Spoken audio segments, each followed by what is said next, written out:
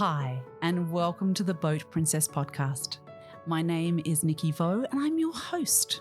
I'm a boat owner, a marinas owner, an international conference presenter, and a huge advocate for boating.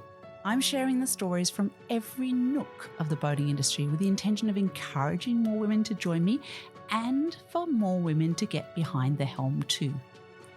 I want to share the experience and opportunities of boating, of the boating industry, and I want you to join me as I bring the conversations and answer all the questions you've had. Boating is not just for the glamorous and rich and famous. It's full of beautiful and interesting people making the most of our natural environment and getting out there enjoying the waterways. So let's let off the lines, take over the helm, and escape to the world of boating.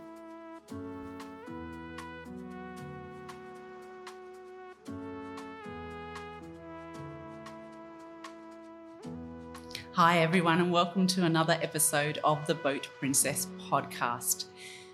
Wow, two incredible women in front of me right now.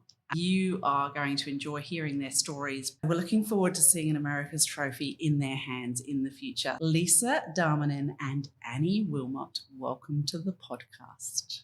Thanks for having us. It's great to be here. Yeah, it's awesome to be here. It's nice to talk to you. Oh, thank you. So, Lisa, you've represented the Australian sailing team from 2013 to 2023, through 10 years. It was a big decade. It was, wasn't it? Oh, my goodness. You won silver at the NACRA 17 at the Rio 2016 Olympics. What does that feel like when you do that? It feels pretty surreal still. I know it's had some time to sink in, but I guess I never really... It's funny, I never really thought of myself as a great sailor. Still now, I'm like, you just said that we're top tier, and I'm like, are we? And of course, like I've achieved some great things, but I still kind of think of the kid that just wanted to go sailing and be out there and have fun, and that's still kind of what I do. But to win a silver medal at the Olympics, sometimes I'm like, did I really live that life? Wow, that's an incredibly humble response to such a high achievement. Yeah. I mean, I worked pretty hard. I feel like I never was like the most talented at the local sailing club. I have two brothers that were actually winning things. And I feel like I kind of was in the right place at the right time, but I really took that opportunity and maybe not the most like naturally gifted, but with a lot of hard work and very like process oriented, happy to try things and fail and try again. That essentially got me there. So sometimes I look around with the people that are around me and I'm like, oh, it's pretty cool. I'm in that list of people. Wow. And Annie, my goodness, you grew up sailing on Sydney Harbour, Northern Beaches. You're both Northern Beaches girls, right? Yeah. And you started at the Manly 16-foot skiff sailing club. Yeah. All the best sailors came from there, for sure. No Lisa bias and there I. at all. And tell me about your starting of your actual sailing. When did that start exactly? Yeah, well, I first jumped on a boat when I was 4, so I was pretty young, kind of just got thrown into it. Obviously come from a big family, so it was kind of the thing to do. And yeah, Manly 16s, it was full of a lot of people older than me, and it was such an inviting group to be around. It was really a community, and Lisa over here taught me how to sail when I got a little bit older, which is really fun. And yeah, a lot of us come from Manly, doing Manly Juniors, flying 11s. It was such a stepping stone sort of club to be a part of. Yeah, amazing. Yeah, I read an article in which you referred to Lisa as a really good sailor, a good person, and a good all-round life coach. Oh, that's really Lisa, nice. how does that feel when you've made that difference to another woman in her sailing? It's really special. I think it's nice when I remember those days at Manly, obviously, like when I first started, there were a couple of girls, and then as I was kind of getting to flying 11s, there were way more girls, and we had such a good group. And whether you were like 15 or 8 years old, we were kind of like our little squad of girls. And then the fact that that's sort of now trickling up into, you know, Olympics, Women's America's Cup, like it's pretty cool that we've all kind of progressed. And I think like having those nice words, I think obviously you can be a really good sailor, but to be recognized as like a nice person and a good person that people like to be around, that's always something that's important to me. I love that I said life coach. Life coach. That's awesome. That's so good. Yay. You will. So, Annie, you're a member of the Australian sailing team in 49er FXs, yeah? Yeah. So, presumably you did 29s, then 49s?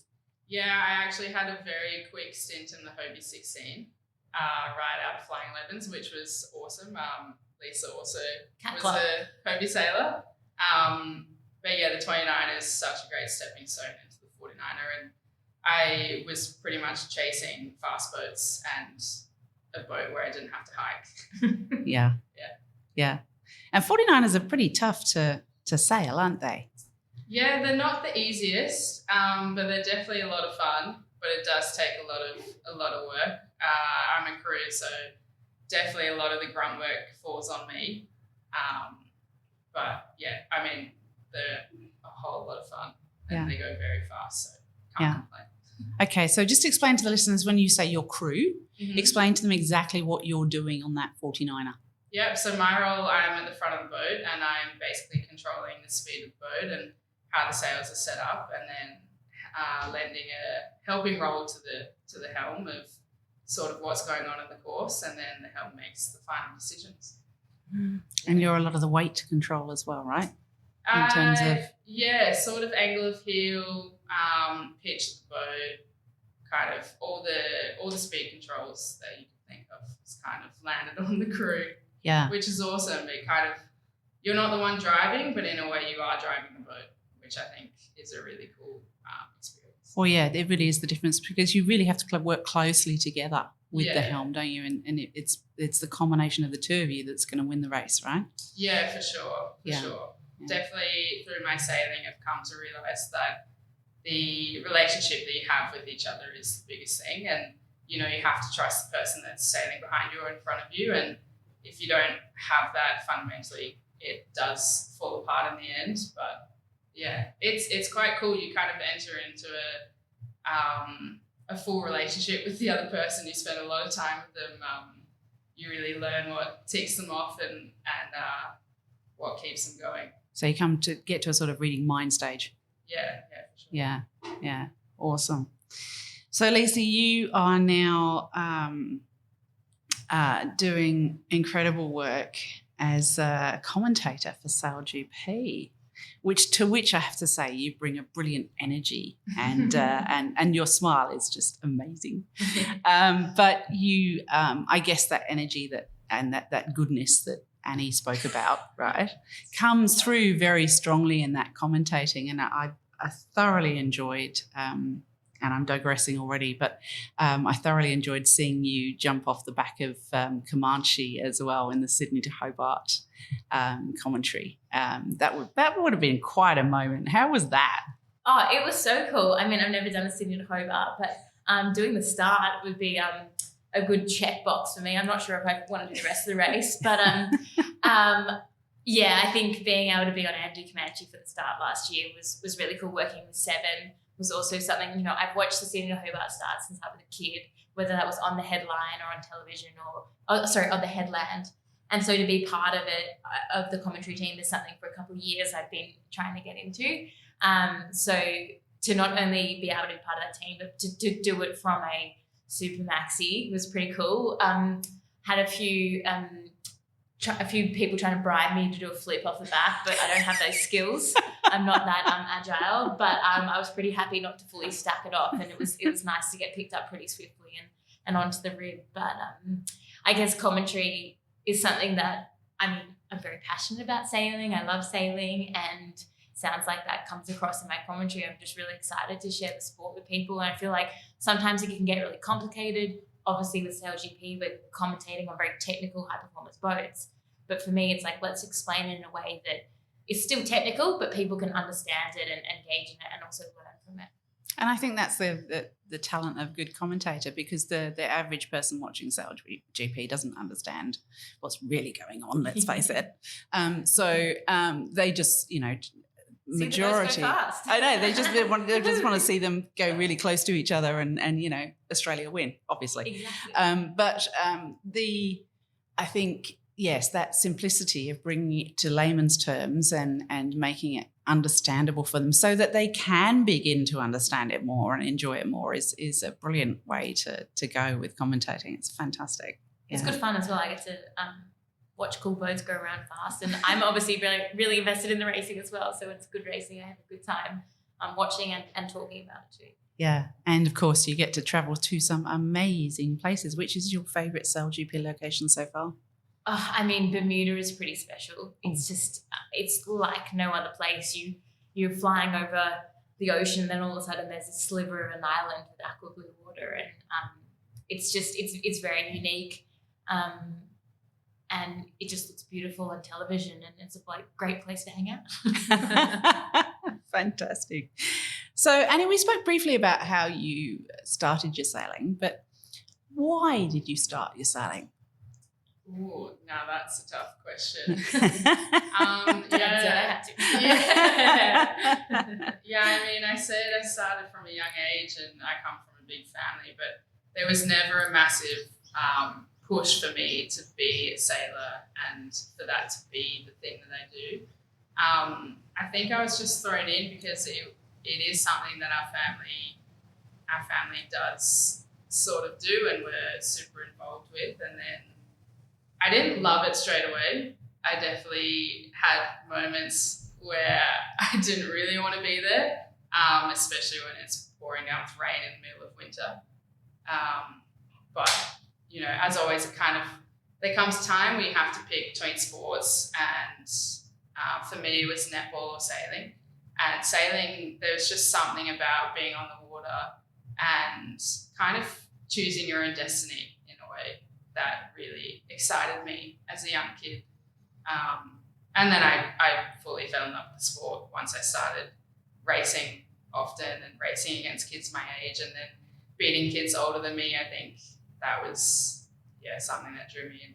Yeah, I can imagine. Yeah, because sailing is a leveler, isn't it, in terms of ability? If you're, you don't have to be a certain age or a certain sex. You can be male or female and achieve exactly the same level of sailing, which is absolutely amazing. So what do you think you love most about sailing? How do you feel when you're out there, and how can you express that to the listeners? Yeah, I always say that I love just being out on the water. I think there's no better feeling than going sailing or swimming or windsurfing, foiling, like anything, just being on the water and being out in nature.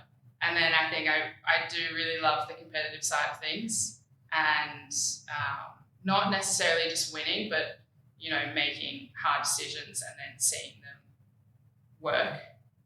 And if they don't, then fixing the problem.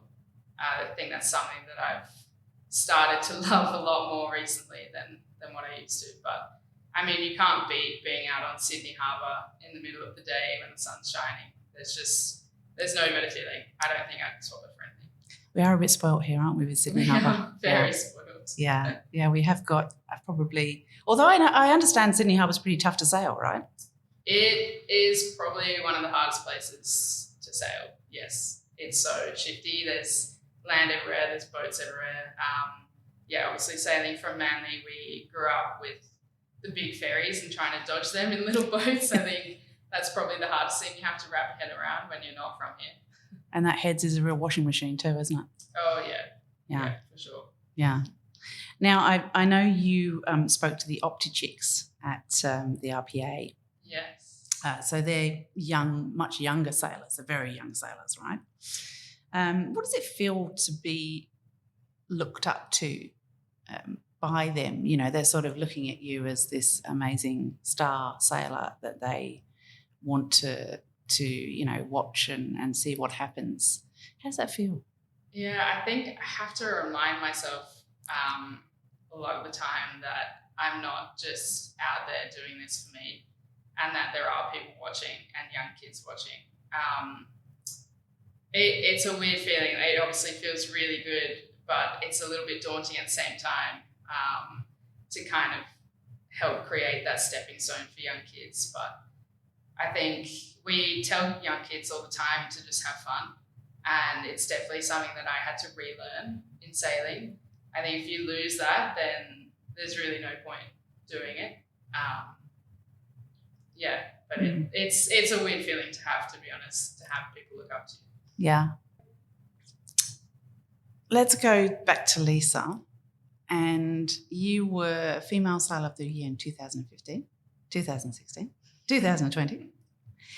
And you were the Uni of New South Wales Female Athlete of the Year in 2011, as well as the Ben Lexon's, you got the Ben Lexon Scholarship for 2000, from 2011 to 2013. Now, of course, for those of you that don't know, Ben Lexon was the person that designed the wing keel on the John Bertram winning yacht in 1983, on that most famous and incredible time that Australia won the America's Cup. So now you've had that New South Wales students working all the way through. You got the Ben Lexon, and now you're in the America's Cup. That's pretty special, right? I mean, at the time with UNSW, they were pretty important to allow me to kind of fulfill my goals of going to the Olympics, but also getting a university degree, because back in 2011, there was not that many opportunities for women as professional sailors. And, that was the time when it was like 2009 that I decided that, I really think that I could maybe go to an Olympics. And there was like rumblings of the mixed multi-hull, and I was sailing with Jason at the time, and it's kind of like this perfect opportunity. But I was so set of I've got to go get a career, because, what do you do after the Olympics if you're a woman? And, for Jason, it was very different at that time. He wanted to be a pro sailor. And the Olympics was a stepping stone to that. So to be able to go to UNSW, where they had such a good program for elite athletes, to be able to get a scholarship that was probably supposed to go to my studies, but actually went to the NACRA, was also really important. But being able to get the time off to study while I was competing overseas, if I didn't have a uni that was so supportive, it would have been impossible, and it would have been really hard to make those decisions.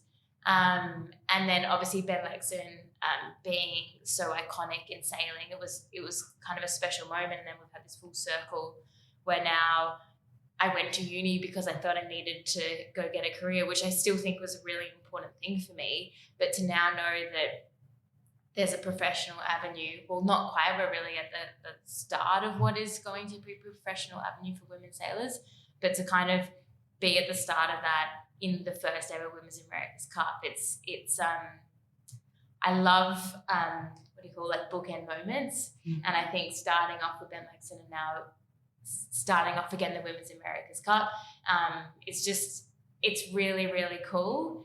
And I know that I told Annie to stay in school, and I tell everyone to go to school. I think that's also really important as well. But I'm really excited that if there's someone that's a female that's 18, they're like, I want to be a professional sailor, and I'm going to put everything I can into that, they're going to be able to do that now. Yeah, I mean the unis are so much more flexible now, aren't they? So you can put the two together, which we used to lose a lot of women in sailing because of you had to make that decision. Yeah. What do you want to be when you grow up? You can't be it. You can sail forever, but you're probably not going to make a living.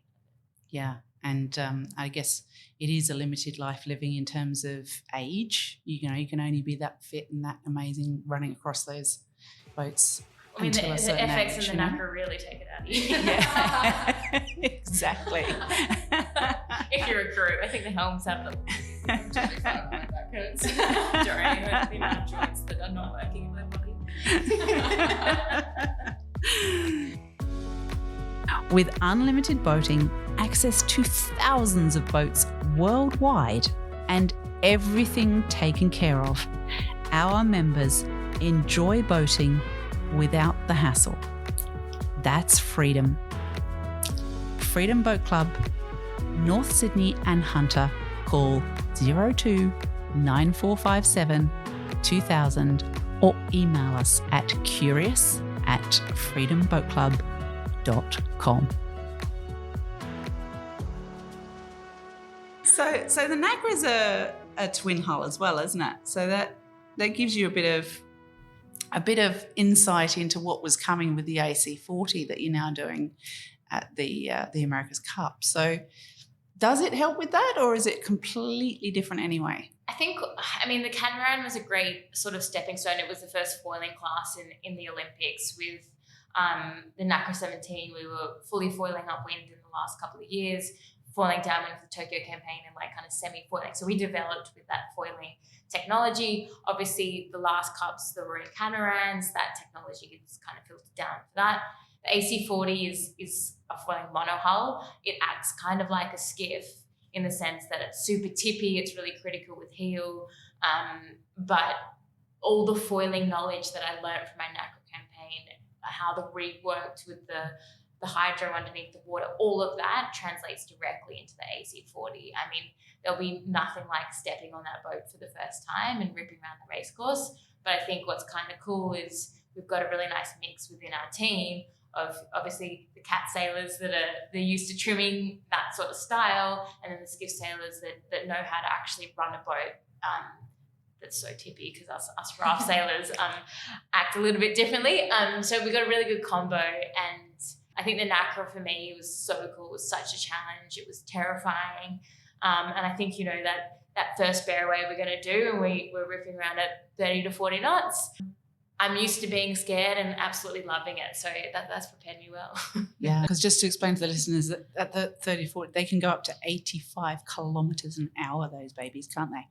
And let's speak to that you haven't yet actually got onto the AC40 on the water. Annie, perhaps you could explain why you're not actually on the water yet with them, because they're over there, aren't they? Yeah. So all the cup teams, all the youth and women's teams that kind of come from them, they all have an AC40 that the cup teams used for the pre-cup training. And so now they've been handed down to their youth and women's teams, which is really cool to see. And there's one team, the Swedish team, who's funded by Artemis in our pool, who also got lucky enough to get an AC40. And for the rest of us, there's 5 other teams that don't have access to a boat at the moment until there's 4 training days before the racing, which is, it's quite crazy, a little bit terrifying, but also very exciting at the same time. So it's 4 days to just fully compress the learnings and take everything that we've been learning in the sim and seeing how it plays out on the water, and then we're thrown straight into racing. So it's pretty crazy. It's very daunting. We can get some days on a charter boat, which we're trying very hard to do, but as anything, it's very, very expensive. So fingers crossed that we can get on one, but between now and those 4 days for the youth in September, and then for the women's in October, we'll see what happens. Yeah. So just to explain to the listeners, the sim that Annie's referring to there is a simulator that's here in Sydney that you're using. So like Flight Simulator, but a sailing simulator. Yeah. So, and I've seen it. It's quite an incredible machine, isn't it? Yeah. They've pretty much made a mock-up of the boat, essentially. And it's quite funny because we have it here in the winning appliances office, and it's funny because it's just sitting in an office where it's very quiet and there's not a lot of noise happening around us, which will be very different to when we're actually sailing the boat, going up to 85 kilometers an hour, where we're going to be sprayed, the wind's going to be completely distracting. We have to wear goggles, which I'm not used to. I don't think any of us are really used to. And it'll be a completely different experience. But in terms of, getting the muscle memory of clicking the buttons and sort of learning all that sort of stuff, then it's very good, very handy. Yeah. Why do you have to wear the goggles? I think the goggles are mainly for the spray and for the wind. So if you've ever ridden a bike down a hill with even sunglasses on, you still get wind in your eyes, and it's quite annoying. Or for the sailors, if you've gone out on a rib or a motorboat and you've put that thing to 25 knots, you still are kind of crying on the inside of your sunglasses. So the goggles pretty much just make it a lot easier. Because on SailGP they wear helmets and visors, don't they? They wear goggles as well on SailGP. Do they? But yeah, okay. it's really like that apparent wind in your eyes, and also like on the 40 we're having to read like mobile screens with lots of data input, so you can't be compromised with being able to, you know, read, have your eyes working, because your eyes will be very important as information's coming at you at 85 kilometers per hour.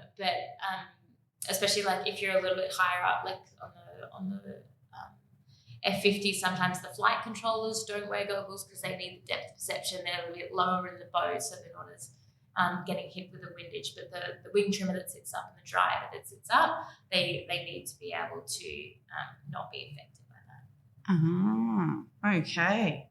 So we're learning lots, guys, aren't we? This is a really informative podcast telling us all about what these guys deal with in this incredible level of sailing.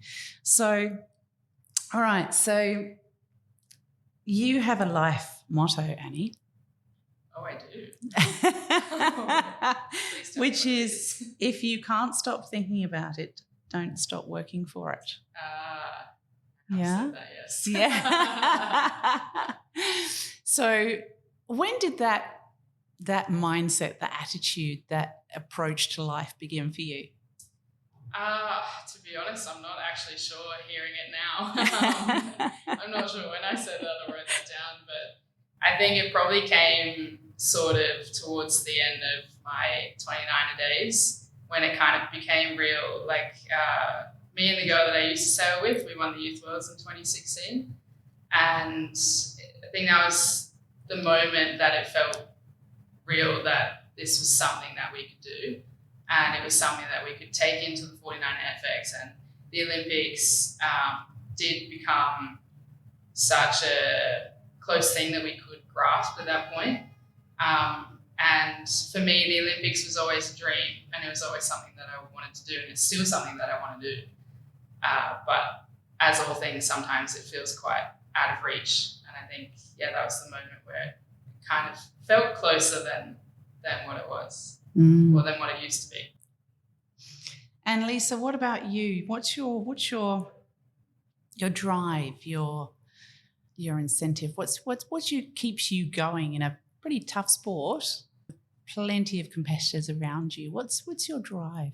I mean, I'm a pretty competitive person in anything I do, but I'm also I love the process of working towards a goal, and whether that is in was it school or was it sailing. It was like, hey, this is what I want to do, and then working through those steps, and then getting to the moment where you're like, I did it, and looking back on kind of like the process. And that was a little bit easier in the past, and then it got to a point where you're really you're competing against the best in the world, and you're like, I want this goal, everyone else wants it, it's really hard work, and sometimes you just want to be there already.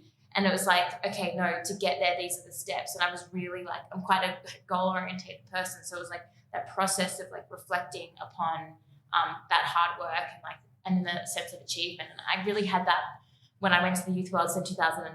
That was like the first time I won a Youth World Championship with Jason. I was like, wow, that was a really cool process. And then I was like, that was the moment that I wanted to go to the Olympics, because I was like, that is the pinnacle of that process. So I think as well, I wanted to win a gold medal. That's what I set out to do. I won a silver medal, and then we missed out on the medals in Tokyo, and we were training to try and win a gold medal again. But what I've realized in my time is it's really, really hard to win Olympic medals. It's really, really hard just to get to the Olympics. And I think a lot of the time people don't really see that. You think, oh, I'm going to go do that. And when you live it every day, it is really, really hard. But when you obviously get there, it's super rewarding. And then now I was kind of like not really sure what my future in like competitive sailing looked like. But then when the Women's America's Cup kind of got introduced, it was like, for me, it's like the biggest challenge because it's the first one ever. We're up against it. We don't have a boat. We don't have a lot of funds. We're trying to kind of start from scratch. And it's like being the first ever to do this with a really cool team is going to be really hard for us. We're working really hard, but even just to get to the start line will be a massive achievement. And I think we definitely have the skills to do really well. And I think that for me, I'm competitive, but I just love racing. And that's what I miss most about the Olympic stuff. I don't miss training at all. That was really hard. Like, it means I said I enjoy the process, but I tell you what, racing's way more fun than training. And that adrenaline you get, that pressure, like I love that pressure being like, you have to perform 100%, you've got to nail it, and you've got to rise to the occasion. Like that is what I live for. Yeah, quite an amazing feeling. And it must be incredible for you guys because this is, of course, the first Women's America's Cup competition. You are making history.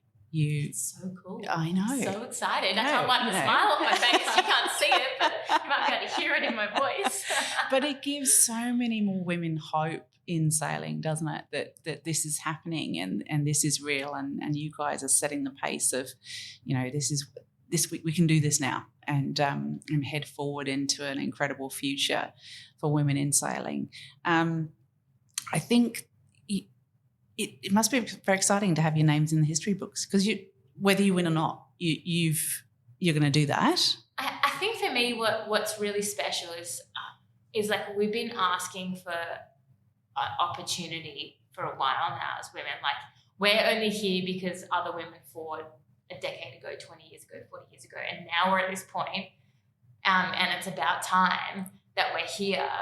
But I think one really cool thing for me is the amount of female sailors that are coming back to the sport because of this. Multiple gold medalists who, if they were a man, they would have been picked up by a cup team. Are coming back from their jobs in, I don't know, finance or physio or consultancy 2 years out of the sport to be like, actually, no, I want to be part of this. I've got the skills. And like, there's going to be such an amazing group of women that all want to do well for their country, but just want the event to succeed for now and for the future because we didn't have it and now we do. And now is the opportunity for us to show that like women can sail, we can sail fast boats, we can sail high-tech boats. And also I think it's a little bit different because we're in one design. So it's going to be more like about the sailors. It's less smoke and mirrors behind closed doors. We're all kind of trying to lift each other up and put on a good show for everyone to show that women can sail. Yeah. I think Lisa said it before as well, like, when you finish the youth side of sailing, none of us really had the path before us of like, what do we do after youth? What do we do after the Olympics? Like, what do we do after we are done with our competitive sailing? And I think the biggest thing for me, like I haven't gone to uni yet and I'm not sure when I will. And a massive thing is that stepping stone that we're creating now and that the huge Women's America's Cup is creating is it is opening that door for women to be in professional sailing at the highest level for now and hopefully forever. I think that's a massive, massive step forward. Yeah. And like in the cup, they say, we don't have any women in the cup because they don't have experience in this. Now, in the Olympics, with Nike got the 49FX, women are starting to go fast at a competitive realm. Now you got the Women's America's Cup in AC40s, which is the boat that all the men are training on for the AC75. So then we're going to get to the next iteration of the cup, and you've got 48 women or something like that are going to have experience racing an AC40. So there's now a group of women that have won medals at Olympics, have sailed AC40s that should be considered in that talent pool for a cup team. And I mean, I love that we've got our own competition, but in the end, that's the ultimate goal. Yeah. Talking of which, the AC40s were originally designed for men. Are they Are there some tricky parts to them because of that? Because we are shorter, because we are a different shape, all those sorts of things. Seat, but other than that, I reckon we're good to go. The booster seat was actually something we were speaking about this morning because, the only disadvantage or the only difference is if you're a shorter person, which men can be too. But luckily, or not luckily, our Australian team, our females are not the tallest, so we are looking to get booster seats. Sponsorship by Clark Rubber could be great. Yeah. Hey, are you listening, Clark Rubber? But in terms of sailing the boat, there's no difference. It's just how everyone's brain works, how everyone's abilities are in pushing buttons and pulling toggles, and then the experience that anyone has in how coils work, how we can set sails up to get the best out of the boat. There's no real sort of gender difference to sail. We know you enjoy the podcast. If you'd like to really get involved with us, then sign up for my newsletter on theboatprincess.com. We hold events, we have special things going on, and you won't get to hear about those unless you've signed up for the newsletter. So that's theboatprincess.com. So you mentioned, Annie, a moment ago about the Puig being the sponsors of the America's Cup to a certain extent. And they're a major sponsor, aren't they? So you guys had a very special evening down at Sydney Harbour, didn't you, where Puig and Vogue got together and gave you a very nice evening with some beautiful outfits. You looked amazing. How was that for you? Was that a bit of fun? It was a lot of fun. Unfortunately, Annie was racing overseas, which was actually great for her sailing tournament, so good on her for staying over there. But I was flying back. I flew straight back from Bermuda, landed at 8 a.m, was in hair and makeup by 10 a.m, and then we did a Vogue photo shoot all day. And for me, I love fashion. When I was younger, before I wanted to be a sailor, I wanted to be a costume designer. Oh, that's cool. Something that I really wanted to do. So I love fashion and like the magazines and just, I don't know, it's just something that really interests me. So for me to be part of a Vogue shoot was absolutely incredible. The team that we had looking after us was so amazing. We had a good time, and then we had a beautiful dinner put on by Puig. We were dressed in one of their brands, Paco Rabanne. I had this amazing like chainmail dress. You were there. I was gorgeous. Just like, can't move, but I look amazing. It was just so different to the world of coming off the water in your helmet and your wetsuit, fully windburned with your hair matted, and then you were, at a beautiful hotel in Sydney dressed to the nines. So it was very different, and we felt very spoiled and very looked after. And it'll be surreal to see us in a magazine, that's for sure. Yeah. Dressed up, not looking like I'm windblown with my like grunting beast mode face trying to pull a spinnaker up. So I've come a long way. Oh, that's so good. Yeah, no, you looked absolutely amazing.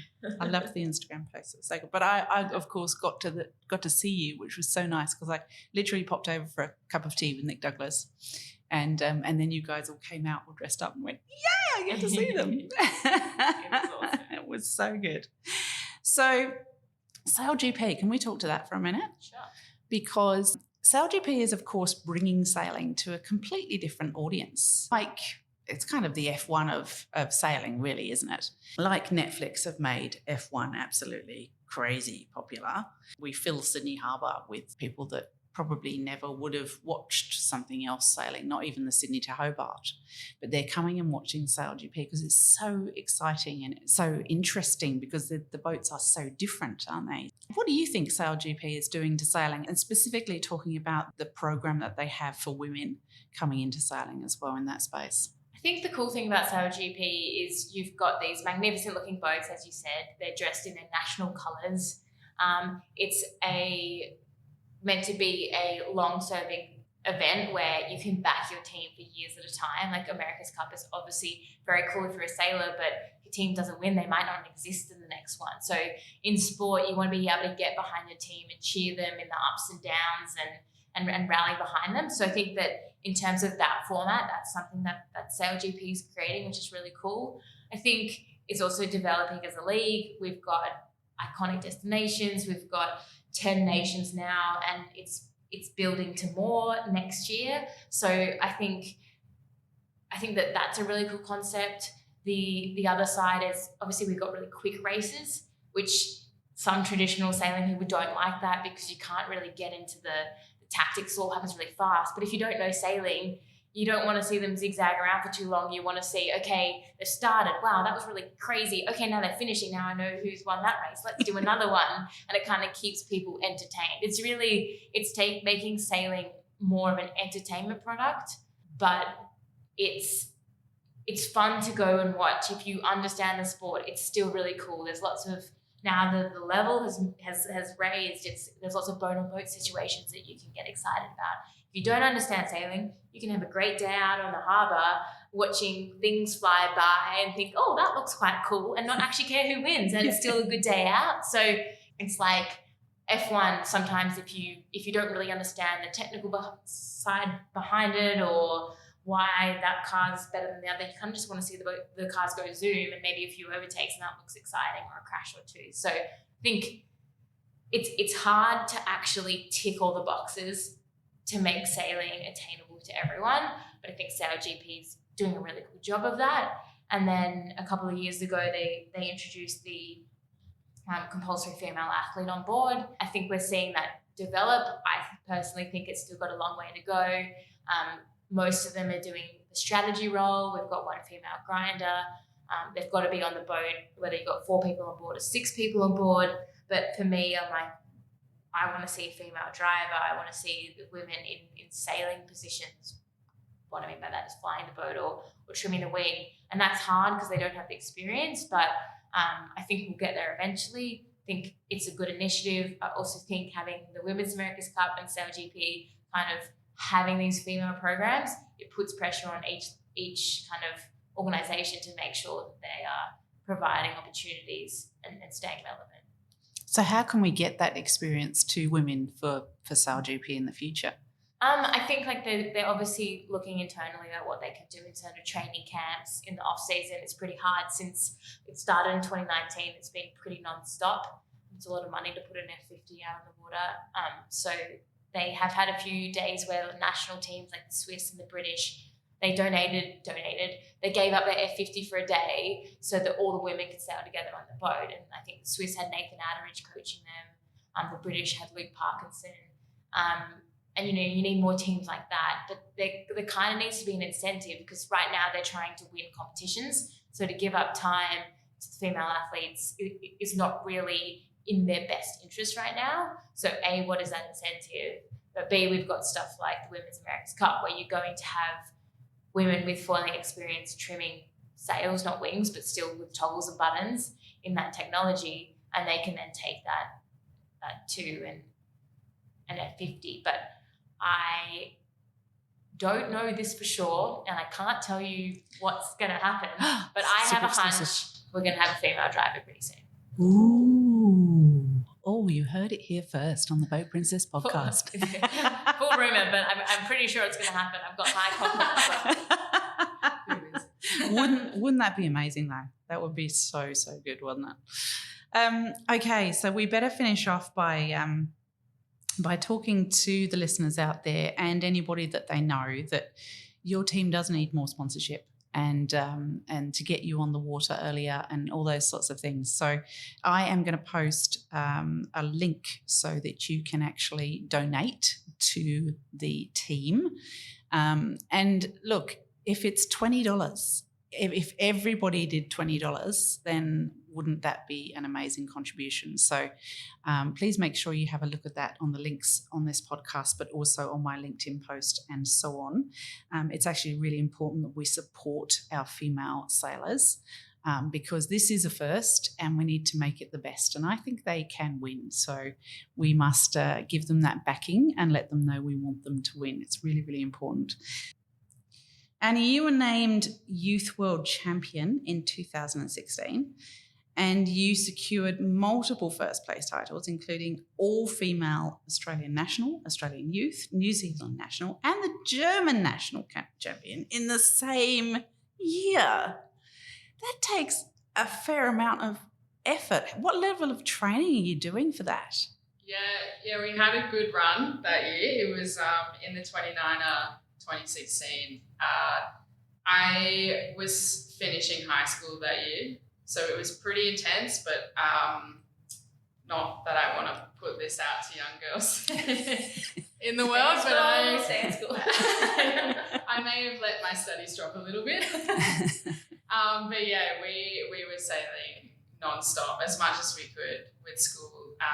Tash, who I sailed with, was in year 10 at the time, so we were both, trying to keep our studies, but also had this big dream to be sailing and to one day make an Olympics and win a gold medal in the 29er, but also in the 49er. And yeah, I think we both had this combined dream that we were both pretty eager to get. So whatever it took at that point, we were going to do. And yeah, it came across with some good wins, but it was just the start of our career together. And yeah, we did some pretty amazing things, which is cool. Yeah, and Tash sails with SailGP now as well, doesn't she? Yeah.